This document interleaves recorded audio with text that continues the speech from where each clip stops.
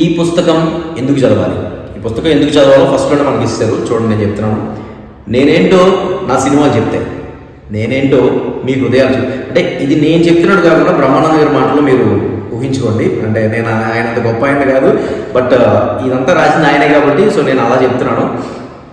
చూడండి, నేనేంటో నా సినిమాలు చెప్తాయి, నేనేంటో మీ హృదయాలు చెప్తాయి, నేనేంటో నా అవార్డులు చెప్తాయి, నేనేంటో నా బిరుదులు చెప్తాయి.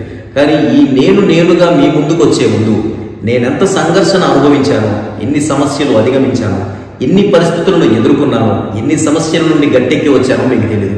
సో ఆయన మన ముందుకు వచ్చే ముందు చాలా కష్టాలు పడి, చాలా పరిస్థితులను ఎదుర్కొని ఎంతో కష్టపడు. ఇప్పుడు ఆయన లెజెండరీ కమెడియన్, అంత స్టేజ్కి వెళ్ళారంటే మాటలు కాదు. అటువంటి స్టేజ్కి రావడానికి ఆయన ఎంత కష్టపడ్డారో ప్రతిదీ బుక్లో ఉంది. మీకు తెలిసిన బ్రహ్మానందం నాణానికి ఒక వైపు మాత్రమే, ఆ రెండో వైపే ఈ పుస్తకం. ఇందులో నా జీవితం యథార్థం.